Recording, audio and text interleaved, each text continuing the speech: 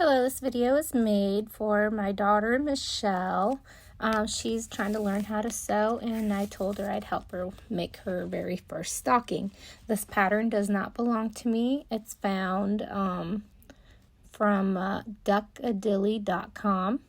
Thank you, Duckadilly.com, for sharing this pattern for free. This will be my daughter's first project. And so first thing we did was print it out. And so it says print at 100%. And once I cut it all out, all the pieces, it got to be quite a good size. But I guess once you sew both the sides and on, once you sew it all together, you lose a couple of centimeters and stuff. So at first I tried to use a glue stick to put it all together, but the glue stick was dried out. So I got out my regular tape, and I don't have special FPP paper, so I just used my regular printer paper.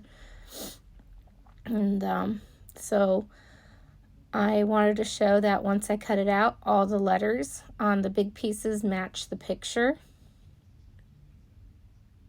And this will also be my first time doing, I guess, paper piecing. In the past, I haven't had much luck, but Michelle and I are going to give this a try. So wish us good luck. I hope it works out.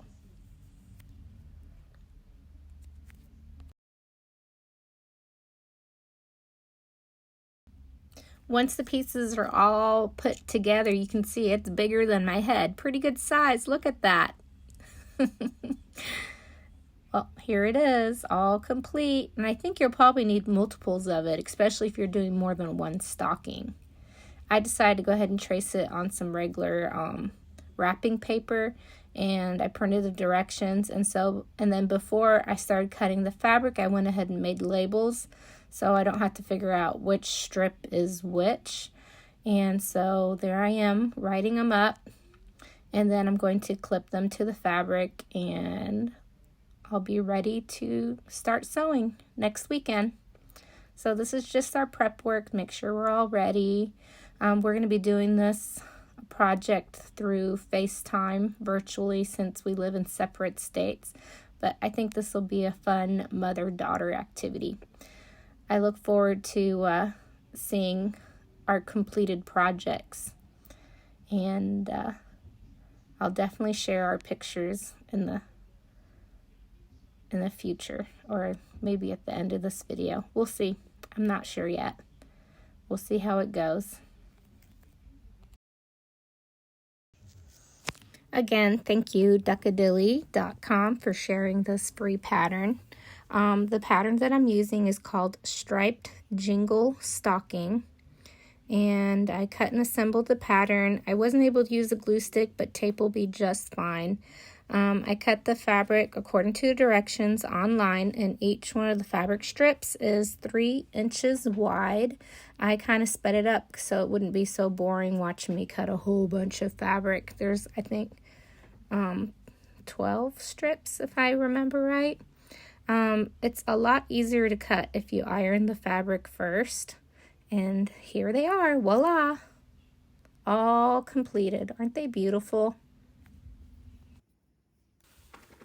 So the next step is to assemble it, and one of the things I forgot originally was I should have numbered them, not just wrote down the measurements. So I would recommend go ahead and number the pieces as you assemble them, so you don't have to, fumble through your little stash of fabric to figure out where what is.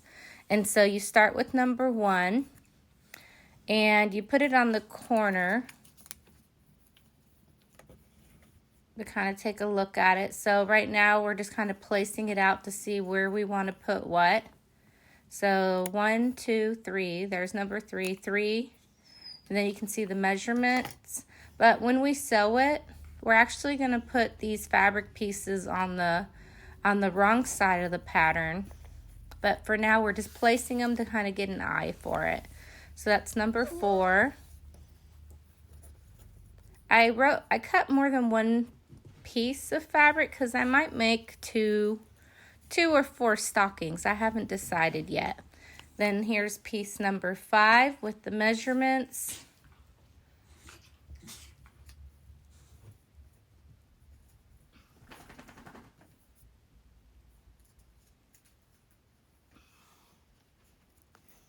And then there's piece number 6, that's 3 inches by 17 inches. And so when I start sewing it, I'm actually going to kind of pick what pieces I want. It might not be the same exact pattern as pictured here. And then there's piece number 8, 3 inches by 12 1/4 inch. And now we're moving on to part 9, 10, 11, and 12. So there are a total of 12 strips. That's piece number 9. I also wanted you to see that I didn't just write the measurement of the strip, but I also numbered the strips. It'll make it so much easier. So that's piece number 10.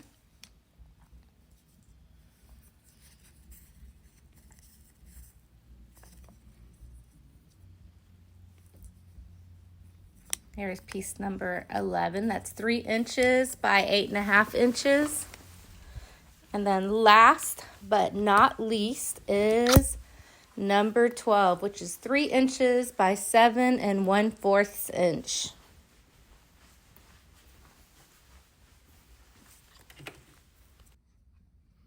And here is the completed part with all the labels, their measurements, and they're numbered 1 through 12. All right, next we are ready for the sewing part. And of course, we're going to start with the corner on number 1. We're going to start assembling, starting with number 1, and then we're going to flip it around, and we're actually going to sew the pieces on the back. What I did is I went ahead and traced the lines so that you can better see them on the camera, and it also helps me. So, number 1 on the corner, I kind of let it slightly overlap on the line so that, because that's my sewing line. We're going to place the fabrics on the back of the pattern, but we're going to sew it from the front. So number 2, right side facing down. So number 1 and number 2, both the right sides are facing each other because we're going to sew them together. So starting with number 1, cover number 1, place number 2 with the right sides facing each other. And then what I like to do is I like to pin it before I flip the paper around so it doesn't shift. That way I can try to make sure that the strips are as straight as possible. So I pin it from the back, and then I'm going to flip it around and pin it again. I recommend that once you pin it from the front, you remove the pin from the back, because sometimes when you're sewing and there's a pin on the back, it can kind of get stuck and cause the straight line to shift. And so there it is. Remove the pin from the back. It'll make life so much easier. If you forget, it's not a biggie. So that line right there is our sewing line now.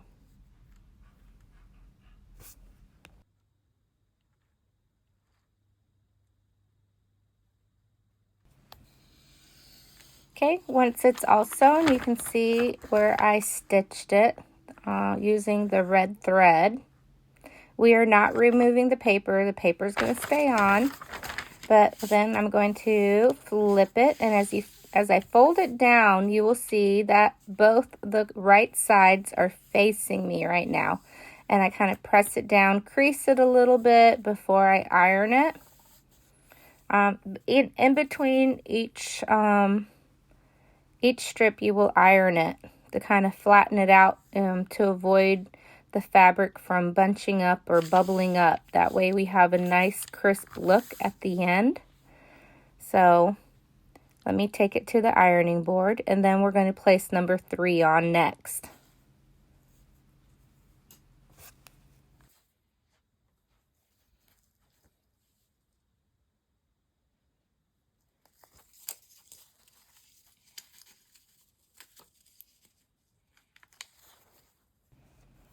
Again, as you face the new pieces on, like number 3, again, you have the right sides facing each other because you're going to be stitching it on the line from the front.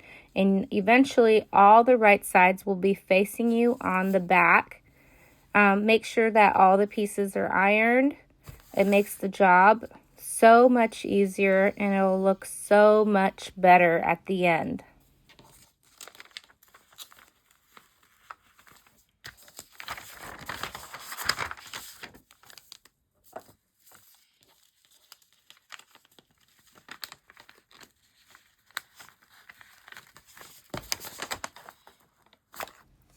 Right here I am placing my pins to secure it.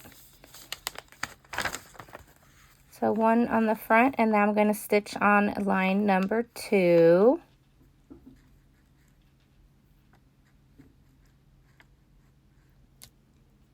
There I am. I'm going to sew it now. Watch me sew.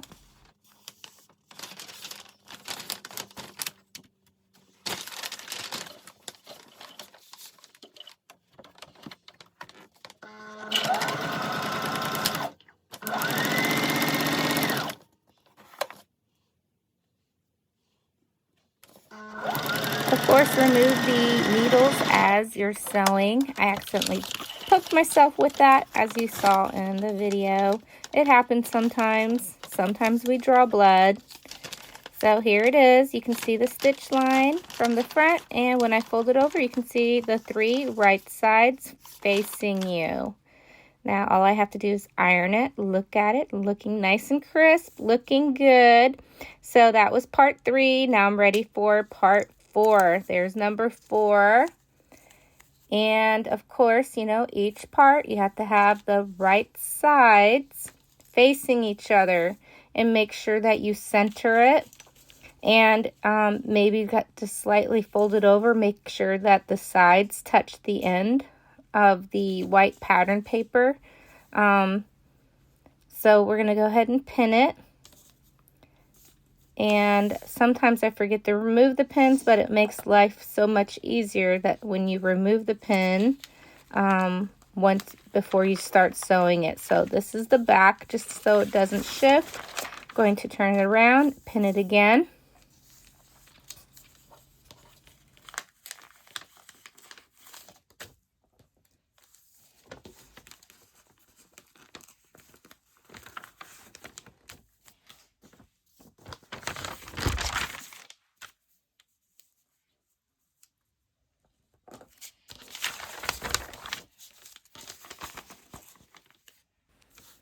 So now it's ready to be sewn right there on the stitch line.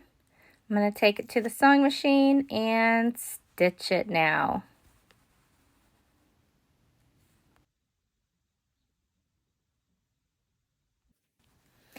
All right, I took it off the sewing machine. I'm removing the pins now. Sometimes I remove them while I'm sewing, but here you see the stitch line, so nice and straight. Now when I flip it around, you can see the right sides again. Got a little piece of string. Let me remove that. So here we go. Now we got 1, 2, 3, and 4 done. Now we're ready for strip number 5. Number 5 is a little tricky because if you don't place it correctly, when you flip it over, it won't touch both ends. Now remember, iron the pieces in between to make it nice and crisp. It's kind of hard to iron and videotape at the same time, so I'm awkwardly ironing my piece here. Don't mind me. But I'm just trying to point out that the ironing part is very important. I love this little iron. It fits very nicely on my mat. So 1, 2, 3, 4. And now we're ready for piece number 5. There it is, number 5. 3 inches by 17.5 inches. Now that plaid fabric, if that's what you call it, doesn't really have a right side, but again, remember, right sides face each other. And you want to make sure that when you overlap it, see, to the left, I had to redo this piece, but I'm leaving it on here just to show you. You want to make sure that you move the fabric more to the left, because when I fold it over, the corner didn't touch the line, and you want to make sure that both parts touch the line.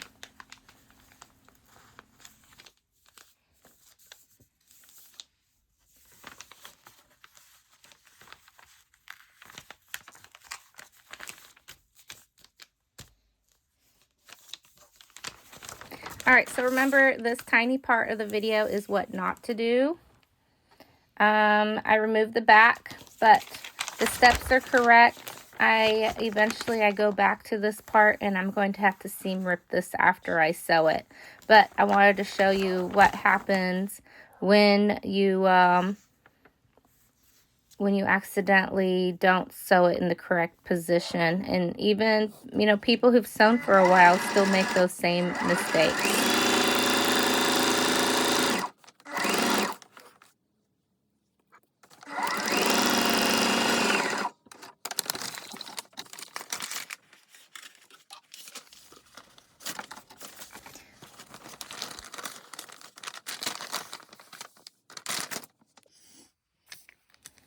So this is where I want to show you that I made my boo-boo. So I stitched it, which was correct. But when I turn it around, you will notice that the bottom parts, and I think as I'm placing this down, I'm like debating if I can just cut around it and make it work. But then, you know, essentially what you need to do is just do the right thing. But here I am pressing it down like we're supposed to. And I see that the edge is not touching over the white paper. And of course, I'm reminding you to iron it in between.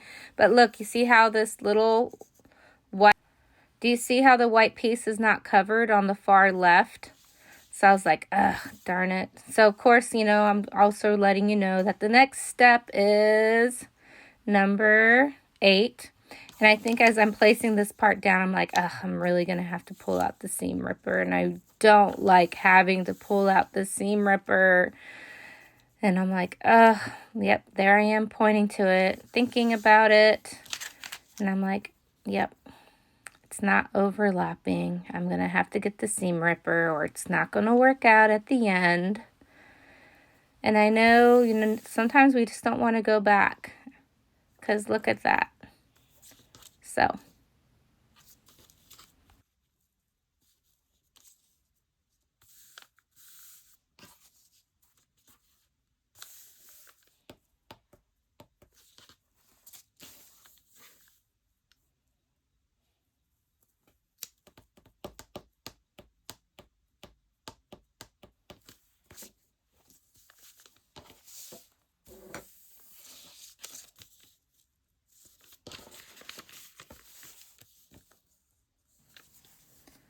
So I decide to go ahead and get my handy dandy seam ripper, and here I go. I'm going to go ahead and seam rip it, doing the right thing that I don't want to do, but I need to do if I want it to look good at the end.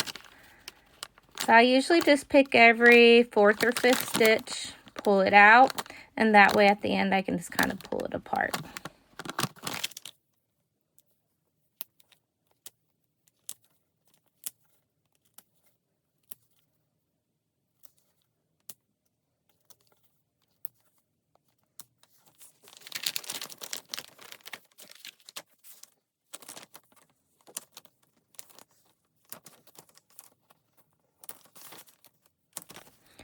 No one likes seam ripping, and seam ripping is definitely never a favorite. So here it's coming off much easier this way once I have like every 4th or 5th piece pulled off.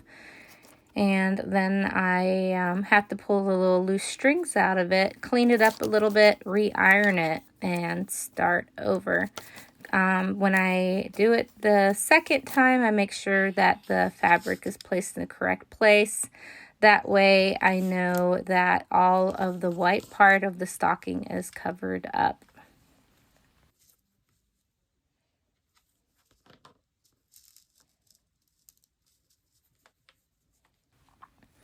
I recommend when you get to this part, like number 6, 7, 8, the longer parts, you kind of flip it over and make sure that it does cover both ends of the stocking, because that's where I made my boo-boo. And that's how we learn. We learn from our mistakes. And here I go through the process of pinning again. So I pin it from the front, flip it around, pin it again. And I think got a little flustered there because I didn't want to have to go back and fix something. But we, like I said, we all learn from our mistakes. So I'm pinning it. And you can see the line that we're going to sew on right there. And now I'm going to take it to the sewing machine. And here you can see the stitch. Ta-da! Removing my pins. I forgot to remove the pin from the other side. It happens.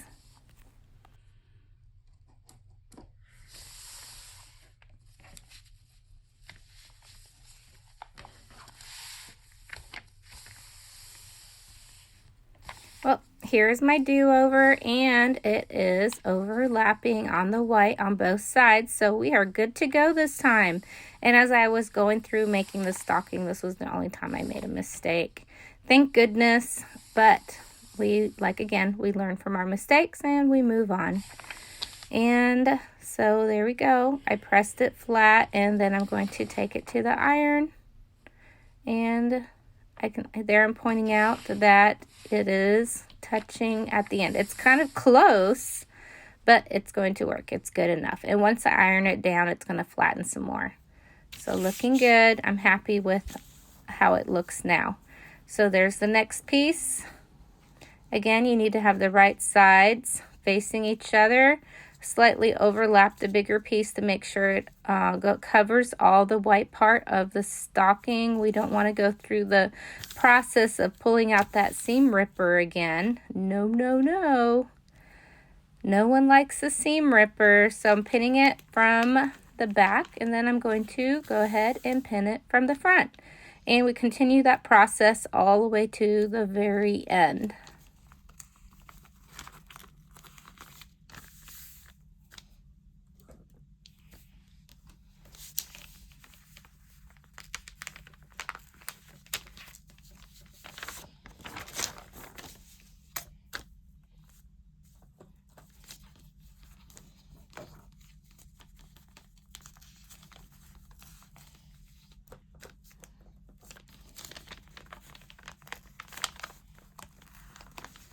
With the longer pieces, I thought it required more pins. Also, when you start sewing, you want to make sure that the pieces are not folded over, or else you got to pull that seam ripper out again. No, not the seam ripper. So there's the stitch line, and here we are, ready to sew.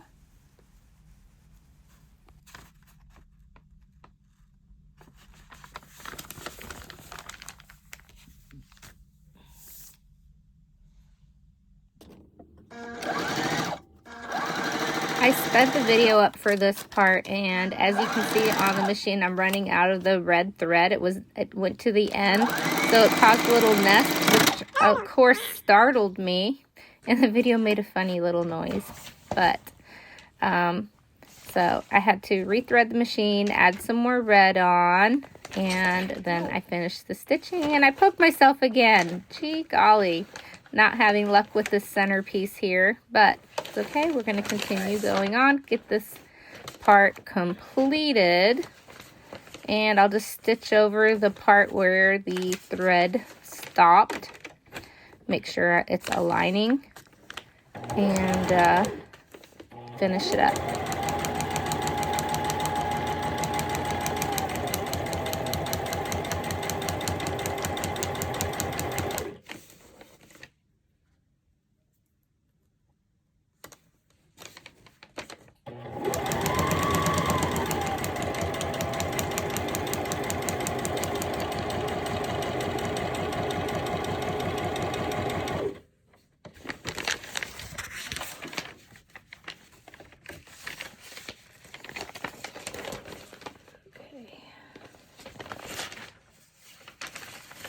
Alright, here you can see the stitch line. There you go. And of course I need to remove those pins, which I will.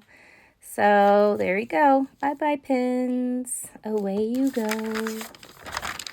And my little unicorn pins that I got from Tula Pink. They're adorable. I love them. And we're going to fold it over so you can see all the right sides facing forward, just like they're supposed to. So now we got 1, 2, 3, 4, 5, 6 done. And I'm going to take it to the ironing board, iron it down, and it did reach the end. Thank goodness. Don't want to have that seam ripper. Phew. There we go. Looking good. All right, let's go on to the next part. Here we go. We are ready for number 7. 3 inches by 14 3/4 inch. And of course, reminder, have the right sides facing each other. Pin it, flip it, and continue.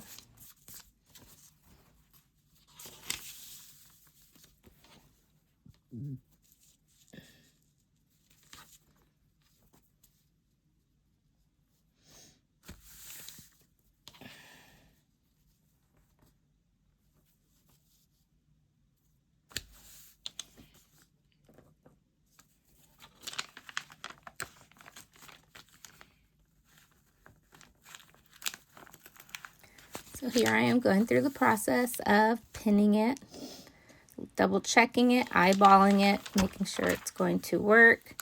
And then I pin it from the front. I found another piece of loose string. It's going to bother me, so I have to remove it.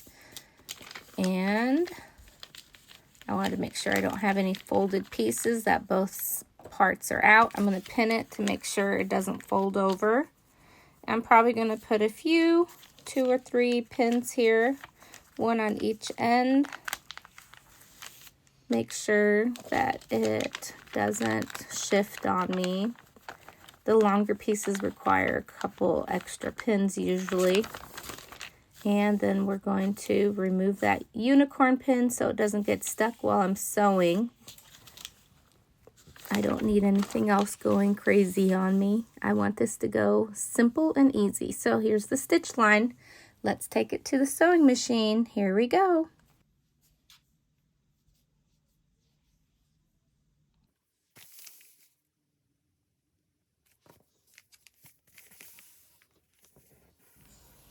Okay, pressing it down nice and firm, getting it ready for the ironing board so it's nice and flat. And then we repeat the process of getting the next fabric piece ready. Remember to have the right sides facing each other.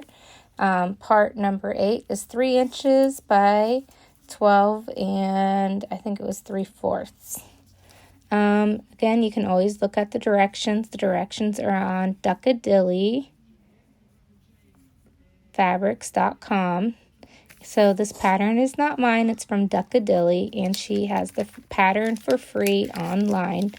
And she didn't have a video, so I'm making a little video because, again, this is a video that is a mother-daughter project for my daughter who's living in Utah, and I live in Texas, and and she's a beginning sewer, so I'm trying to teach her how to do this, and she's doing awesome. We've been able to do this together so far. We've been doing pretty good.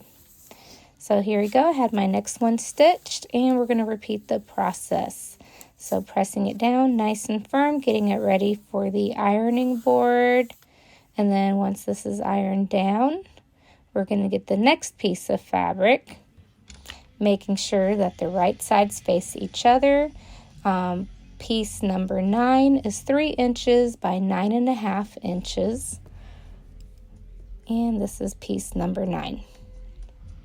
So again, right sides face each other.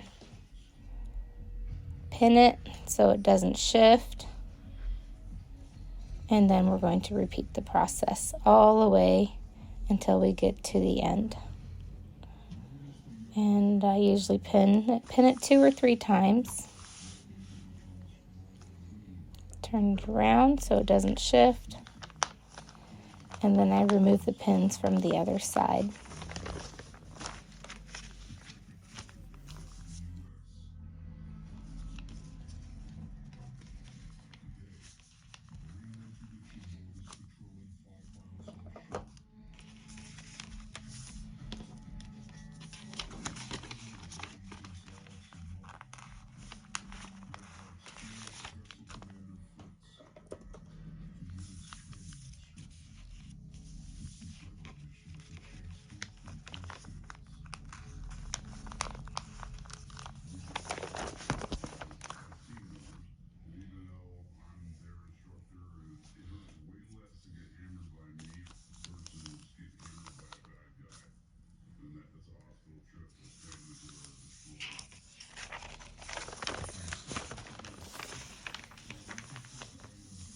There you go, flipping it around. And here's the stitch line where I'm going to be sewing it down. There we go. Remember, the paper side is the side we're sewing on. Michelle sewed it from the other side, but then it ends up off a little bit. But if you want to do it that way, you can do it that way too. But she used a marker and kind of drew her own lines. So there we go, stitching it. Making a nice straight line, removing the pins as I'm sewing. Putting in my pin cushion. There we go. Good. Removing the pins. Going slowly so I don't go off the line.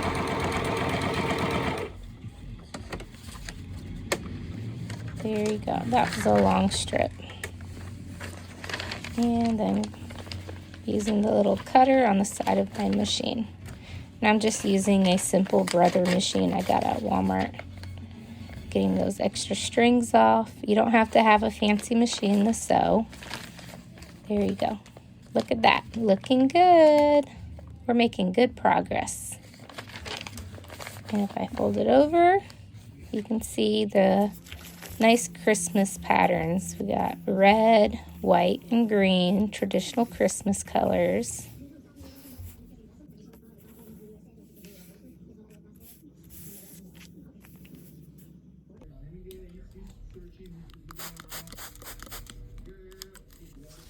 Next, we take it to the ironing board and using some Best Press on there to stiffen up the fabric a little bit, and that stuff smells so good. Ironing one hand awkwardly while I'm videotaping, but yep, I just wanted to point it out that yes, ironing the pieces in between is very important. That way you can avoid wrinkles and folds and everything's nice and crisp.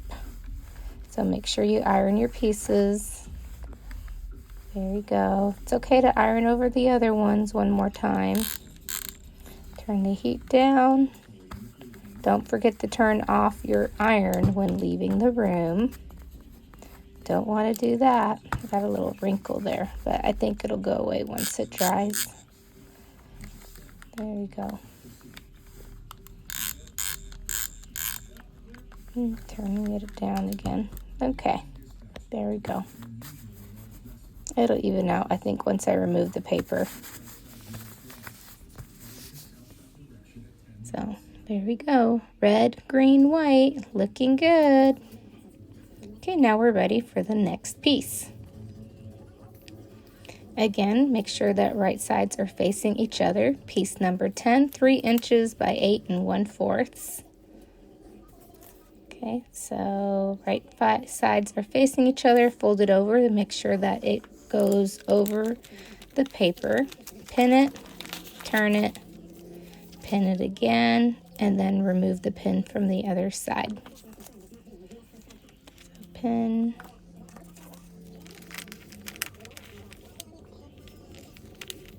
And it should be getting a little easier. We've done a few of these. So I'm removing the pin, and then I'm going to sew on this line, and it's ready for the sewing machine. So let's take it to the machine and sew along the line. And there you go. You can see the red stitch line looking good, and turning it over, pressing it down, making it ready for the ironing board, removing loose strings. If it doesn't pull out, cut it away. Don't pull. And now we're going to iron it. There you go. And now we have the green piece on. 1, 2, 3, 4, 5, 6, 7, 8, 9, 10.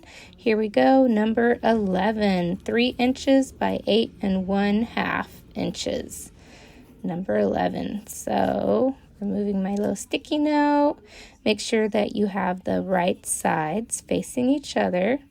Pin it in place, fold it over, make sure it goes over the white piece of paper so you don't have to get that seam ripper out. Put the pin in, turn it around, pin, pin, and then remove the pin from the front. And we're sewing on the paper side. There you can see this where you need to go ahead and sew the stitch line. There you go. Oh, there's my stitch line. You can see the red thread. And we only got 2 more pieces left.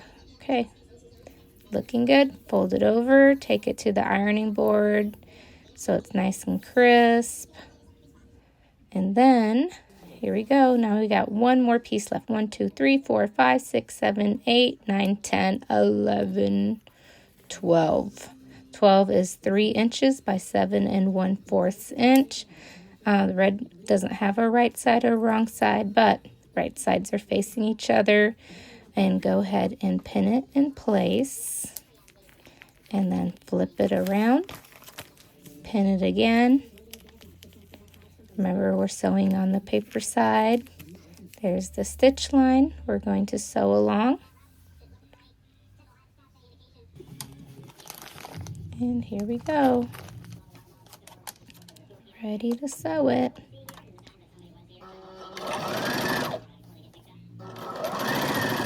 It bunched up a little bit. If it bunches, sometimes it does that. Sometimes when it bunches up, you can just kind of pull it apart a little bit. But I can do it at the end too. Remember to remove those pins. Plus that part's going to be cut off anyway, so not a big deal. I'm not really that worried about it. I probably held on to the thread too long. Okay, cutting the extra threads away. Cleaning it up a little bit. There you go. Forgot to remove my unicorn pin this time, but not a big deal. There you go.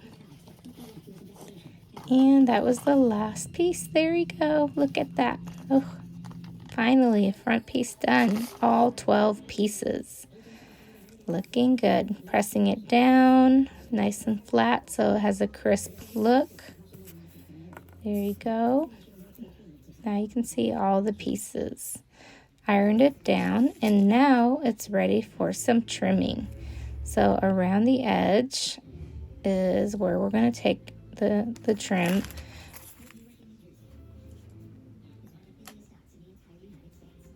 And for the top, only for the top part, I would recommend using your,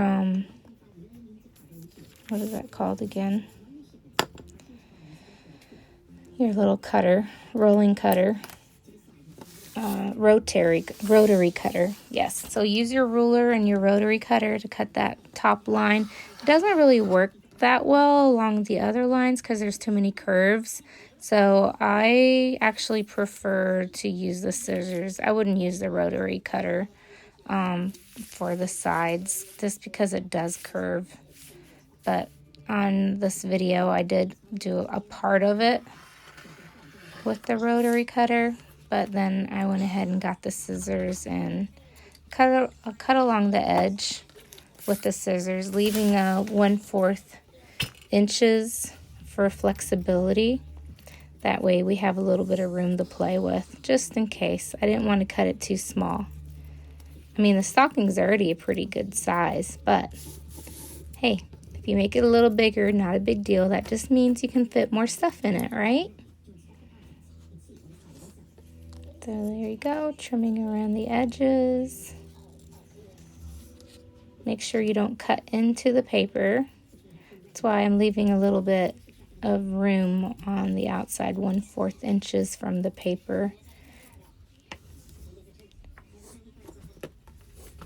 There you go. Some scissors are better than others. So if your scissors don't cut very well, you might be ready for some new scissors. I'm recommending using one kind of scissors for paper and another kind for fabric. Looking good. Now you can definitely see the stocking outline. So here we go. So do not remove the paper. Leave it on, because you're going to need to use your completed front as a template to cut out the rest of your pattern pieces. So you're going to need it as a template, so don't remove the paper.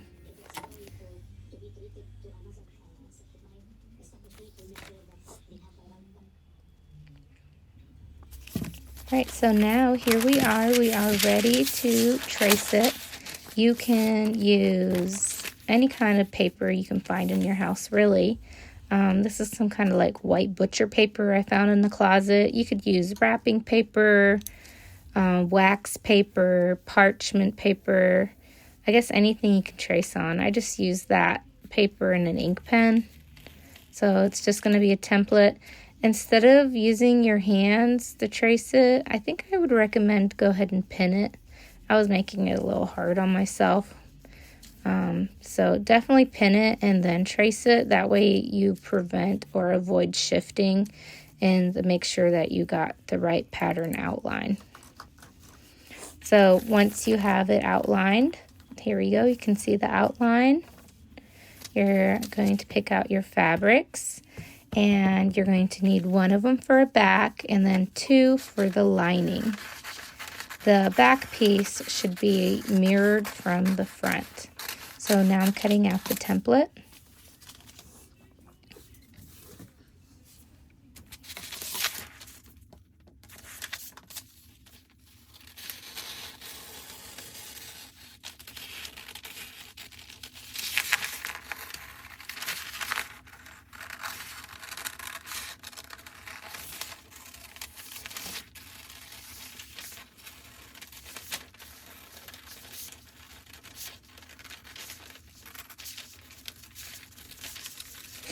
Once the template is cut out, then you're going to use that to trace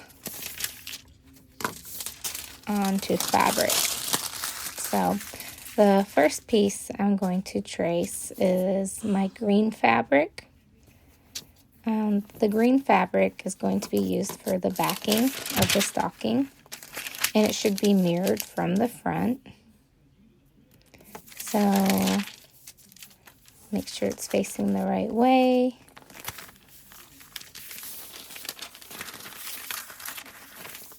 There you go. Because remember, you're going to want the right sides facing each other, because once you turn it inside out, then it's going to be correct. And I'm going to go ahead and pin it in place this time so that it doesn't shift around like it did on the last piece. Make it a little easier on myself. There you go. I'm debating if I should add more pins or not. And maybe one more in the other corner. There you go. And then I'm going to go ahead and use my tracing chalk. I found this tracing chalk on Shein, but I'm sure you can find them on Amazon too. If you like, I can post the link in the comments below. Just go ahead and click on the comment section if you're interested in getting some of this chalk, which is super handy to have. I like using it on the darker fabrics because I can use the yellow chalk or the white chalk to draw the lines, and it doesn't stain. You can kind of pat it off, and it also washes away. So once you have the stocking traced, you only need one piece of fabric for the back. Go ahead and cut it out along the line, and the scraps you can just throw in the scrap pile. My scrap pile is overflowing right now. I need to do something with these scraps pretty soon, but I have other projects in mind first, so well, maybe this summer, we'll see. Sometimes I just cut the scraps into little squares and save them for later. There you go. So once it's all cut out, you can remove the pins.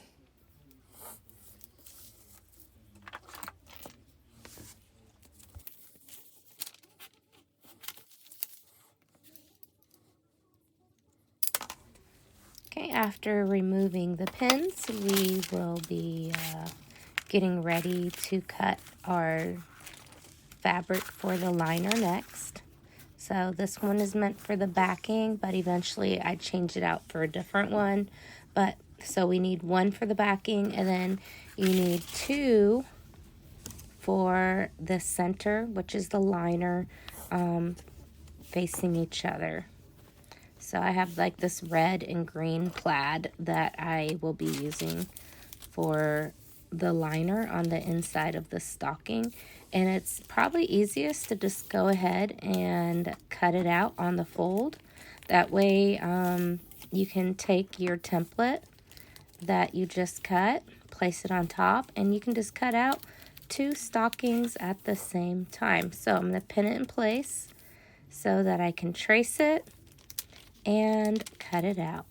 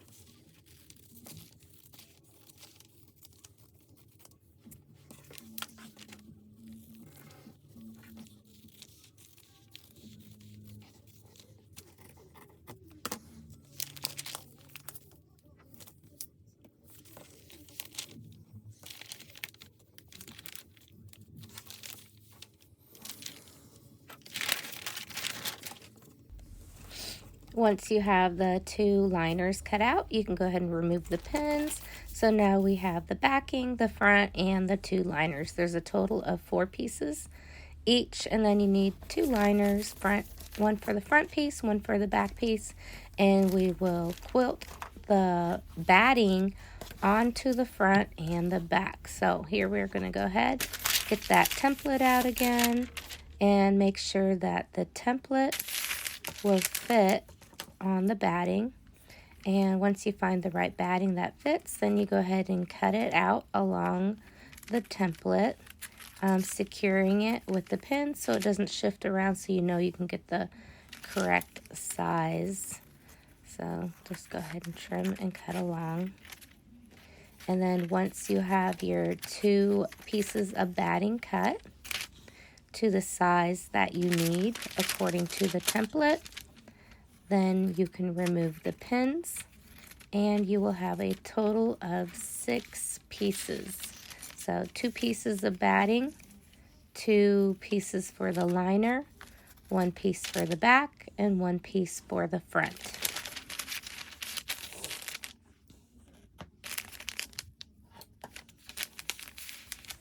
So here are your 2 pieces of batting once you remove the tracing template. 1, 2 pieces of batting, 2. Then here we have the 2 pieces for the liner. Then we have 1 for the front and 1 for the back. So we have a total of 6 outlines.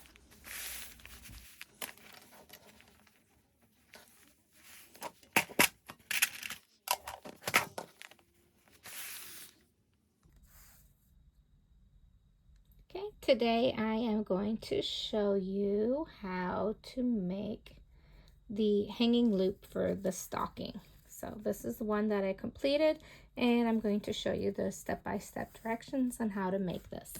So first of all, you're going to need some fabric. You can use some scrappy fabric if you like, and you're going to need to cut it 2.5 inches by 10 inches, a rectangle piece. And you're going to need the 2.5 by 10 inches for both the fabric and the interfacing. Okay, but the interfacing can be slightly smaller. That's totally okay. So here we go. Let's zoom out a little bit so you can see better. And here's my ruler. So let's say we need what? 10 inches. So 1, 2, 3, 4, 5, 6, 7, 8, 9, 10. Here we go. I'm going to go ahead and cut it, maybe slightly over a little bit because that side's uneven. There we go. And we only need it to be 2.5 inches. So now we're going to cut it to be the width of 2.5 inches. There we go. So here's the fabric piece, and then we're going to need interfacing about the same size. So I found this interfacing on my scrap pile. I'm going to go ahead and cut it. 1, 2, 3, 4, 5, 6, 7, 8, 9, 10. I'm going to cut it slightly shorter because I don't want it to overlap on the fabric. There we go. And then I only need it to be 2.5, but instead of 2.5, I'm going to go ahead and do 2 1/4 because I don't like it overlapping. Here we go.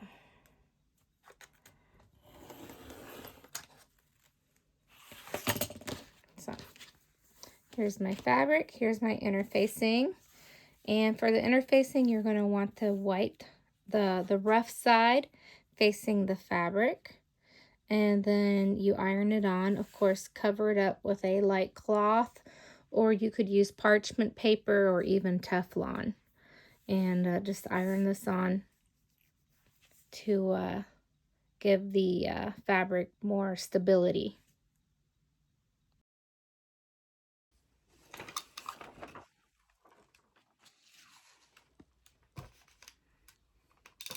You're going to want to put the iron on wool setting and hold it in place for 15 to 20 seconds as you iron.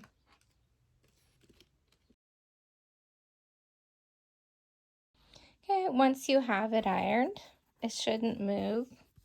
And then what you're going to do is go ahead and fold it in half and then iron it again. So I have it folded in half and I'm ironing it again so it's flat.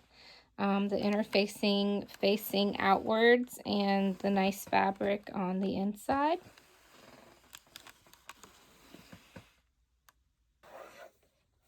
Here we go, ready to sew.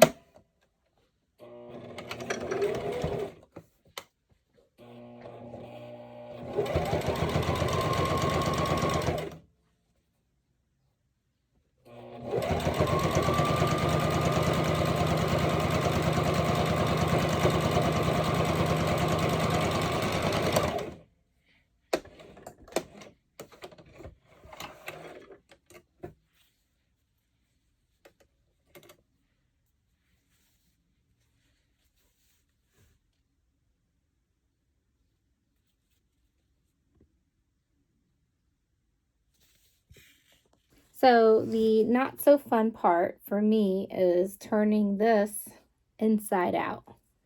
I bought one of these little turning gadgets. You can you can find these both on Shein and Amazon. If you like, I can post the link in the comments. But I start out by just kind of pretending like this is a sock and you have to turn it inside out. So I usually just kind of start it out a little bit, and you can use maybe like a pen or something and try to get it to flip inside out. Michelle and I did one of these earlier today, and they take me a bit because I don't really have the patience for turning things inside out. She got it done pretty quickly. I guess she has the touch for it, where for me it didn't really, for me it doesn't really turn around that well. And I'm sure there's a much easier way to do this, so if any of my sewing friends can help me out on their trick on turning fabric inside out, please share. I need a better way of doing this. So I did get this little hook thing. I've only used it once, so I'm definitely not an expert. So it has a little hook, and I guess you just kind of put it on the corner of the fabric here. And flip it inside out.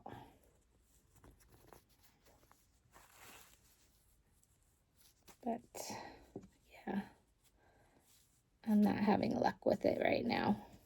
I'll try it again later. I think I need to get this a little further first. Stick my pinky in here and see if I can continue pulling it through.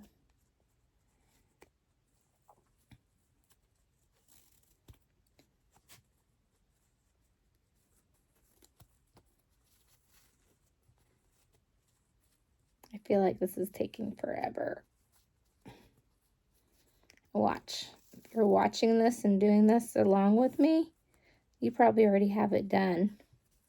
It must be a me thing. Just don't laugh at me, okay? I'll get there eventually. Patiently. Patience. All right, I'm going to try this little hook thing again. I might not be using it correctly. So now I'm going to see if I can pull it through. And look at that. Yes. Yay. Nice. All right, so here we go. I have it inside out now. And now we're going to take it back to the ironing board and iron it flat. And then we're going to sew on both sides, left and right, with some stitches. All right, now we are ready to go ahead and sew the edges. We're going to sew on the left edge and the right edge. I'm just going to go ahead and sew some straight red stitches along both sides.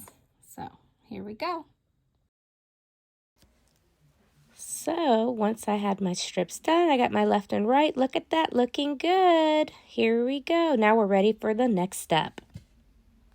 Next step is removing the FPP, the foundation paper piecing. It's recommended that you start on the top right corner, bend it over, crease it, and then you can gently pull it off one at a time. And then once you have all that paper removed, we're going to throw it in the trash. We don't need it anymore. We are done with the paper. Goodbye, paper. Thanks for letting me use the pattern, Duckadilly. It's been a pleasure working with this pattern. So now we're done with that part. And here's the front without the paper. Now we are ready to add the batting. So this is the part where we're going to quilt. We're going to, right along the lines, the strips, is where we're going to sew.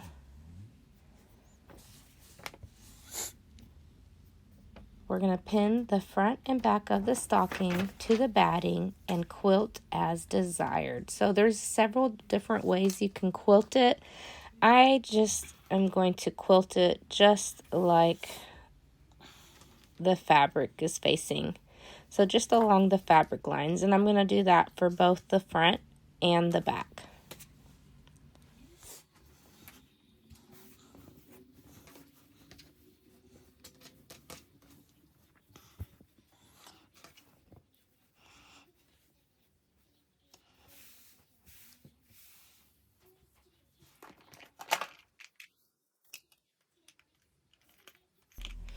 So for the backing part, you don't really see the lines.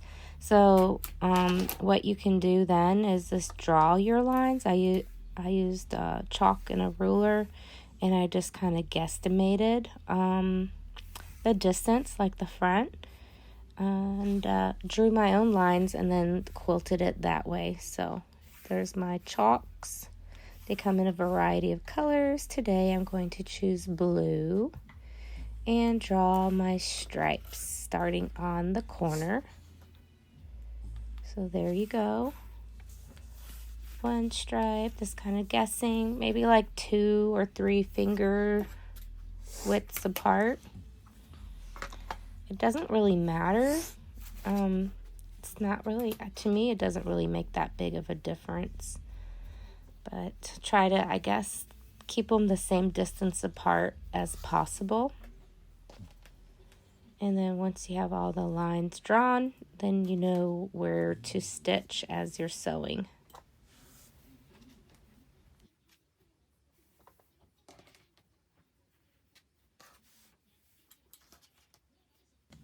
It'll be much easier to get a straight line if you pin the batting to the fabric. That way it doesn't shift. And I'm just going to draw sew diagonal, just like the pattern was facing for both the front and the back.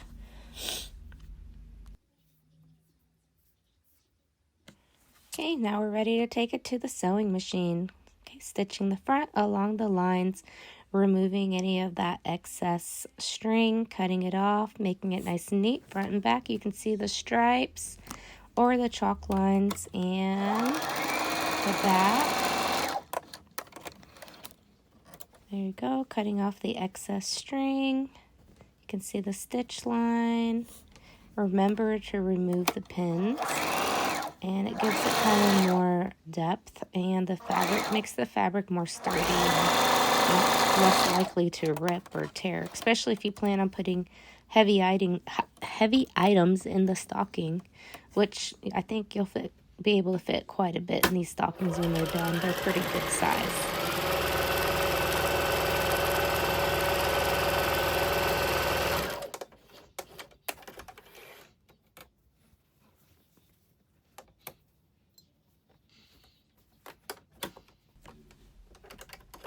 Just sewing along the lines, cleaning up the threads as I go.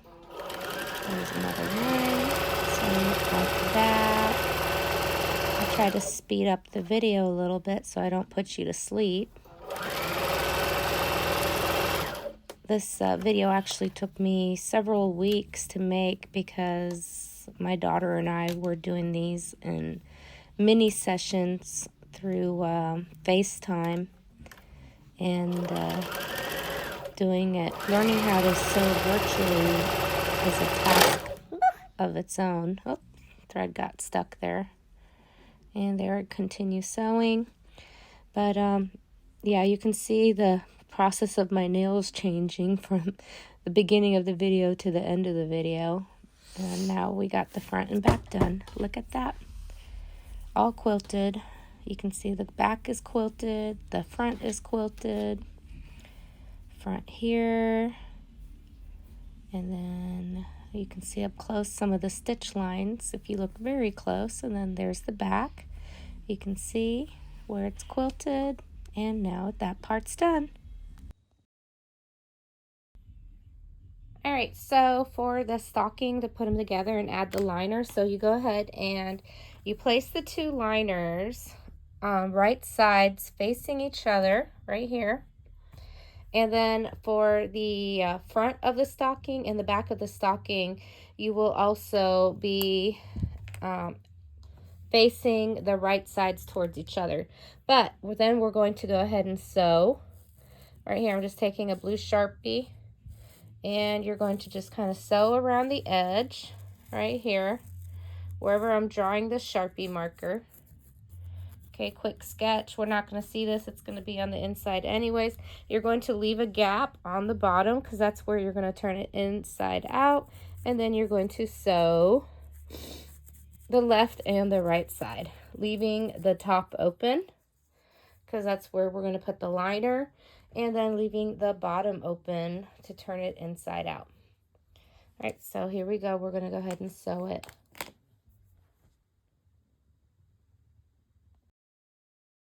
Alright, so then, of course, once you have it sewed around the edges, going all the way around, leaving an opening here, right there on the bottom, then sewing around, you're going to go ahead and trim off the excess fabric like this, right here.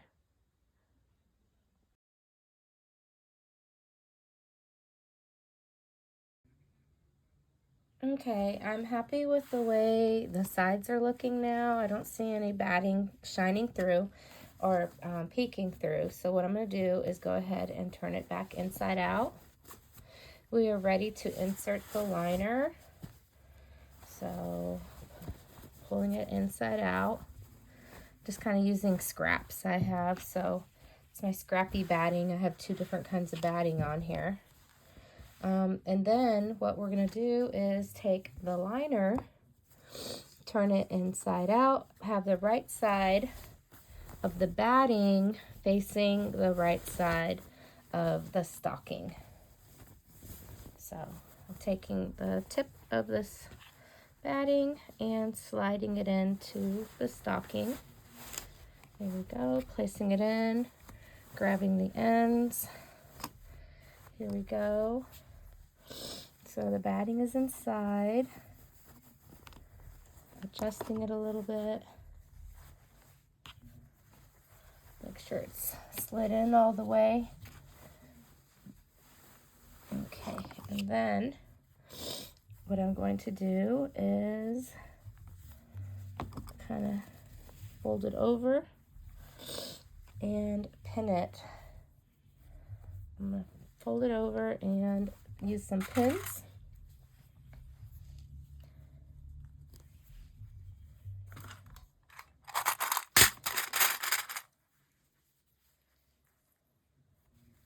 And once I have it pinned all around the rim, I'm going to sew around it.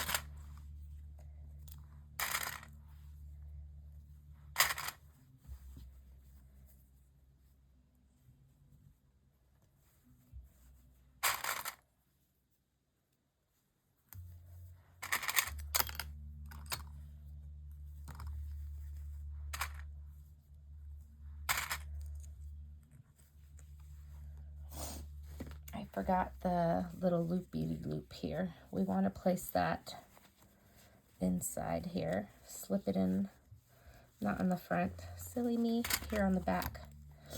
So we want to place the open ends of the loop on the back of the stocking, and we're going to put the loop end down and the open ends up.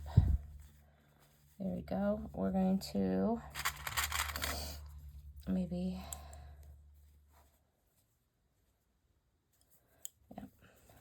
make sure we pin that one, double pin it so we can remember that's where that is. There you go. Oopsie daisy. Got a little bit of allergies going on right now. Okay, so I'm going to sew around this edge all around, and then we'll be ready to pull it inside out through this hole at on the bottom. Because here you can already see the liner. So once we have this sewn on, it'll be ready to pull inside out.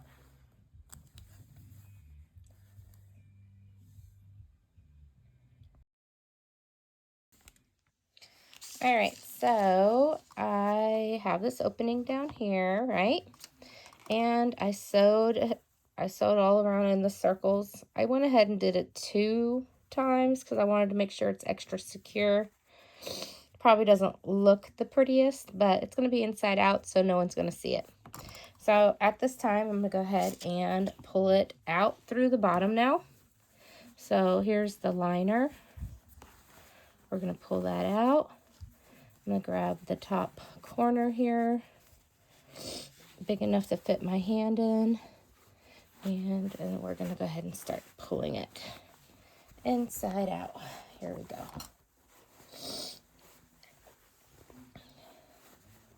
Be a little gentle so it doesn't tear.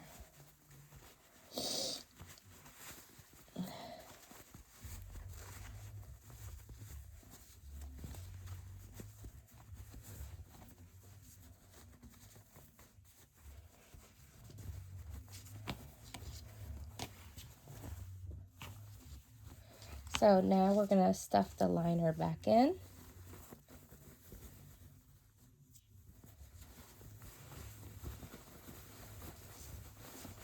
Kind of tuck it in there.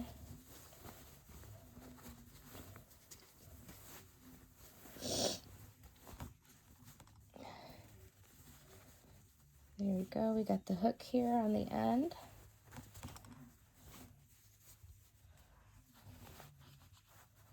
There we go. If I pull it. And so now we're left with this hole on the bottom. And what we're going to do is just kind of gently fold it over. And you could do a whip stitch or use your sewing machine and sew it closed. I'm just going to go ahead and use the sewing machine and close it up.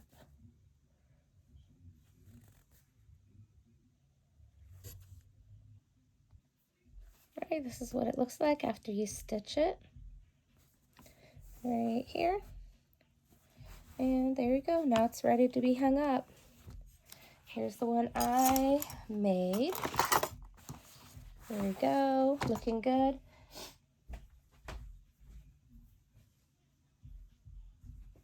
And then I made another one like this one, very similar. I made this one with my husband with his name on it. So here you go. Maybe I'll make another one with my name on it. I don't know yet. But here they are. So here are my two completed stockings. I did have to change out the fabric as I went because it was a learning process. This was my first time making a Christmas stocking and using the FPP process along with my daughter Michelle via FaceTime, which was a fun little project, and I wonder what she's going to come up with next. But after I completed these, she did actually fly down for 2 days, and we spent the day catching up on her stocking here at the house. And she was able to finish her stockings with a little bit of help from Mama.